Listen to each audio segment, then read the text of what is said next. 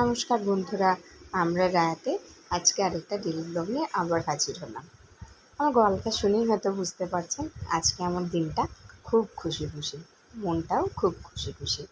15 September রবিবার, আজ আমার রাসুর জন্মদিন। যেখানে রাসুর জন্মদিন বলে কথা, সেটা আমার জীবনের সব থেকে বড় পাওয়া। এর থেকে বেশি খুশি, এর থেকে বেশি তৃপ্তি, এর থেকে বেশি আনন্দের বোধহয় কিচ্ছু আমার কাছে নয়। ওকে সারপ্রাইজ দেওয়ার জন্য যখন ও ঘুম থেকে উঠেছে তার আগেই আমরা শুরু করে দিয়েছিলাম হালকা ফুলকা ডেকোরেশন তো হচ্ছিল। খালি একবার বাইরের পরিবেশটা আপনাদের দেখিয়ে দিই। দেখুন কি বীভৎস বৃষ্টি, মানে অনর্গল। আজ দুদিন ধরে তো হয়েই চলেছে। কাল সারা রাত একবার বৃষ্টি থামেনি, আজ সারা সকাল বৃষ্টি হয়েই চলেছে। আশা করেছিলাম যে সকালবেলা যদি বৃষ্টিটা থামে তাহলে রাসুকে নিয়েই আমি যাব ওর জন্মদিনের পুজোটা দিতে। কিন্তু খুব দুর্ভাগ্যের বিষয় যে সেটা সম্ভব হয়ে উঠল না। বারবারই বলছে, মা আমিও ঠাকুর যাব, আমিও ঠাকুর যাব। আজ ওর পছন্দের এই মিকি মাউস চাদরটা বাঁধলাম জানেন তো বিছানায়। ও খুব খুশি হয়। এখনও না ওই হ্যাপি বার্থডে মজাটা বা মূল্যটা বোঝেনি। আমি খালি বলছি, কী রাসু আজকে তোর কী? বলছে আজ আমার হ্যাপি বার্থডে। ব্যাস, কিন্তু কী বার্থডে, কেন বার্থডে জানি না। যাই হোক, আমি সানটান করে রেডি হয়ে গেছি। ভেবেছিলাম শাড়ি পরে যাব, সেটাও হলো না। যাই হোক, যেটা আছে, ভগবানের খেলার ওপর তো আমাদের হাত নেই, আর প্রকৃতির দুর্যোগের উপর আমাদের কোনো মার নেই। যাই হোক, এদিকে আমি যখন বেরোচ্ছি মা দেখছি বসিয়ে দিয়েছে পায়েস। একটা বড় হাঁড়িতে সমস্ত যত রকম মানে কী বলে প্যাকেট দুধ ছিল, সব ম্যাক্সিমাম দুধটাই আমাদের হচ্ছে প্যাকেটের দুধেরই। তো প্যাকেটের দুধ দিয়ে বসিয়ে দিচ্ছে একটা হাঁড়িতে দুধটা ফুটতে। একবার সকালবেলা উঠে দুধটা ফুটিয়ে রেখেছিল, এখন আবার দুধটা ফুটিয়ে তার মধ্যে দিয়ে দিল গোবিন্দভোগ চাল। মা বললো আমি রান্নাটা এক এক করে সারছি, আমি বা রাসুকেও যাবো না, আমি ওকে সামলাচ্ছি, তুই ঝটপট গিয়ে দিয়ে আয়। বাইরে আমি যাব পুজো দিতে, তার একবার ঘরের ঠাকুরকে আমি প্রণাম করে নিলাম। বেরিয়ে পড়লাম বৃষ্টির জন্য, বৃষ্টির মধ্যে পুজো দেওয়ার জন্য। কিন্তু যাই হোক, একটা জিনিস জানেন তো, ভেবেছিলাম যে ভিজবো না করে বেরিয়ে একটা জাস্ট ওয়ান পিস করে বেরোলাম। কিন্তু বেরোলে কি হবে, একবার রাস্তার অবস্থা দেখুন। ড্রেনের জল, রাস্তার জল, বৃষ্টির জল মিলেমিশে একাকার হয়ে গেছে। কত শুদ্ধভাবে মাথায় স্নান করে কাঁচা জামা কাপড় পরে বেরোলাম পুজো দেবো বলে, কিন্তু যেতে যেতেই সমস্ত নোংরা জল পাড়িয়ে তবেই বেরোতে হলো। ভগবানও বুঝবে। যাওয়ার পথে আমার পাড়াতে যে মিষ্টির দোকানটা আছে, ওখান থেকে ঠাকুরের প্রসাদের জন্য মিষ্টি নিয়ে নিলাম। ঠাকুরকে দেবো, আজকে আসলে দেবো রাসুর জন্মদিনের পুজো। গোটাটা রাস্তা একবারে জনশূন্য। রবিবার এই জায়গাগুলিতে জানেন তো প্রচুর বাজার বসে। যে ডেলিকার যে সবজির দোকান, তার সঙ্গে আরও অনেক সবজির দোকান বসে। যাই হোক, আজকে বৃষ্টি আর ওয়েদারের জন্য কিচ্ছু সম্ভব নয়। আপনাদেরকে শুধু দেখাচ্ছি যে রাস্তাটার কী অবস্থা। একটা মানুষ তো নেইও, আর আপনি যদি একটু বেসামাল হয়ে যান তাহলে দুর্ঘটনাও ঘটতে পারে। যাই হোক, ওই নোংরা জলগুলোকে পেরিয়ে পেরিয়ে গেলাম ঠাকুরের মন্দিরে। ঠাকুরের কাছে দিলাম পুজো। আজকে জানেন মন্দিরেও একটা খুব ভালো ঘটনা ঘটলো। ঠাকুরমশাই সমস্ত ঠাকুরের জন্য সাজাচ্ছিল অন্নভোগ। সমস্ত অন্নভোগগুলো প্রত্যেকটা থালার মধ্যে সাজিয়ে বলল, আজ তুমি উৎসর্গ করো। মন্দিরের দোতলাতে আছে মা সন্তোষী মা, গণেশ ঠাকুর, কৃষ্ণ ঠাকুর। আমাকে বলল, যাও আমি সাজিয়ে দিচ্ছি, তুমি দিয়ে এসো। যাই হোক, ওনার কথা শুনে প্রত্যেকটা ঠাকুরকে নিজে হাতে ভোগ দিতে পারলাম।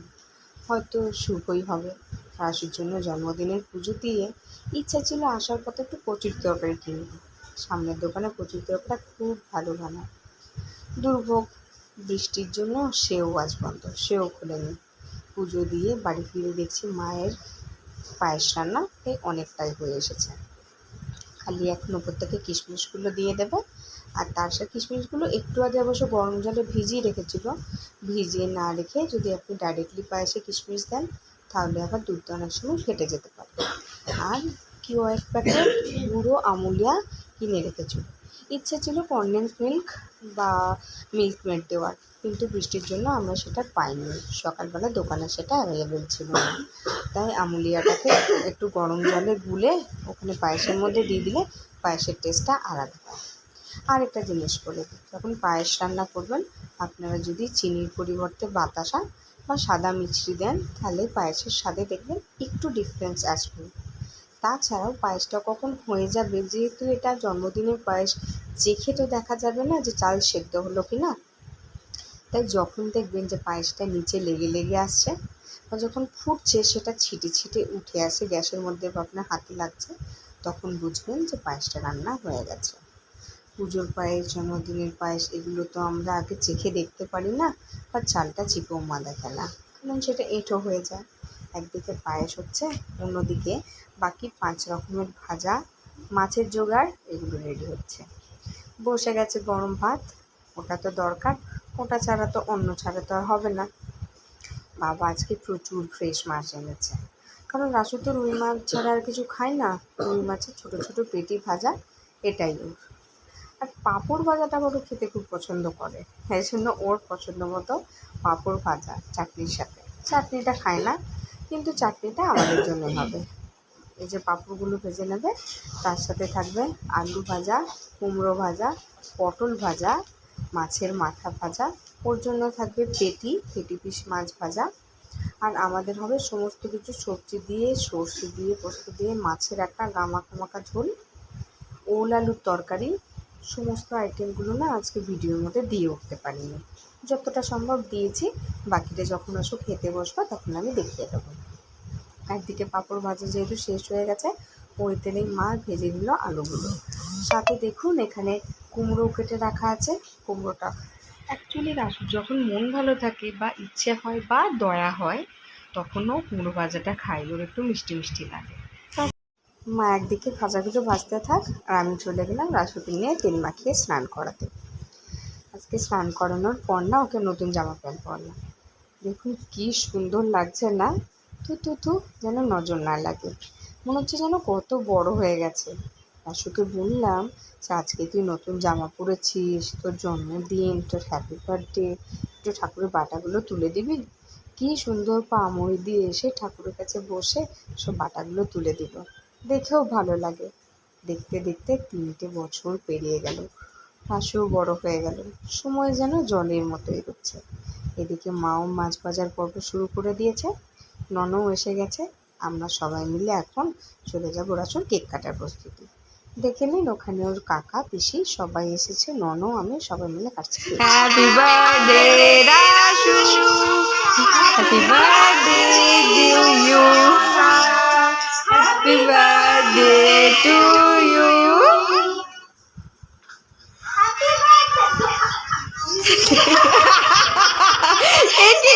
খেতে হয় খেতে হয়। এই এই এই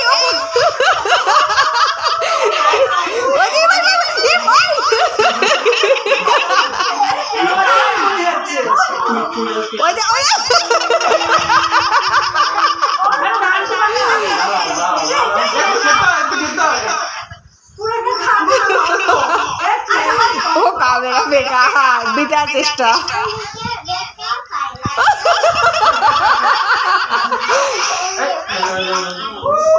হাতে দিলেও খাবে না, বেকার।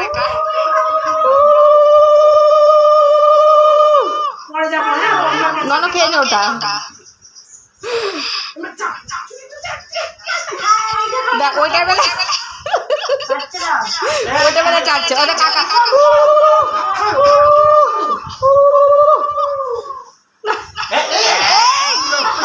কি বদমাস দি গ্রেট। হ্যাঁ আস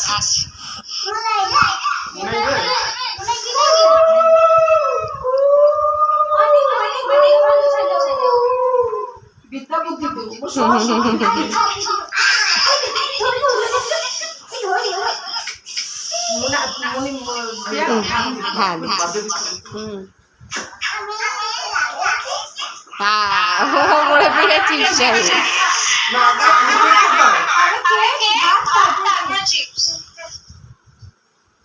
যাই হোক, এভাবেই কাটলো রাসুর জন্মদিনটা। যেহেতু আমার একটু আজকে বিকেলবেলা বাইরে যাওয়ার পর্ব আছে, মানে আমার হাজব্যান্ড যেখানে থাকে ভুবনেশ্বর ওখানে, সেই জন্য কেক কাটা থেকে দুপুরে পর্ব সবই দিনের বেলা করলাম। যদিও বলে আমাদের বাড়িতে যে 5 বছরের নিচে নাকি অত ভালো করে বার্থডে সেলিব্রেট করতে নেই, তাই বিশাল কিছু আয়োজন করিনি। সবাইকে কেক মিষ্টি দেওয়া হবে। আর আমার বাপের বাড়িতে জানেন তো আরও নিয়ম। ওখানে তো আবার মারা নাকি জন্মদিনের পায়েসও মুখে দেয় না। সেই হিসেবে আমিও খাই না, যদিও আমার শ্বশুরবাড়িতে এরকম কোনো নিয়ম নেই। আজকের ব্লগটা এখানেই শেষ করলাম। বিকেলে যদি কোনো ছোট মিনি ব্লগ করতে পারি সেটা নিশ্চয়ই শেয়ার করব। আমার রাসুর প্রতি অনেক ভালোবাসা এবং আশীর্বাদ জানাবেন। আপনাদেরকে সাথে নিয়ে আমি আগে এগিয়ে যেতে চাই। আজকের ব্লগটা আমার কেমন লাগলো প্লিজ জানাবেন। যদি ভালো লাগে তাহলে একটা লাইক, কমেন্ট এবং শেয়ার করবেন। আমার ইউটিউব চ্যানেল রাসু এবং প্রিয়াটাও সাবস্ক্রাইব করতে পারেন। আজকের মতো এখানেই শেষ করলাম। ভালো থাকবেন। আমার ছেলের জন্য একটু শুভকামনা করবেন। রাত্রে বেলা আবার যেহেতু যাবো ভুবনেশ্বর, একটু তাড়া আছে, তো বাকি জিনিসপত্র গোছানো এবং ওখানে যাওয়ার প্রিপারেশন। যদিও রাসুকে ছেড়ে যেতে ভালো লাগছে না, কিন্তু যাই হোক দুদিকেই ব্যালেন্স করতে হবে। তখনকার মতো রাখি। বাই, দেখা হচ্ছে পরের একটি ব্লগে।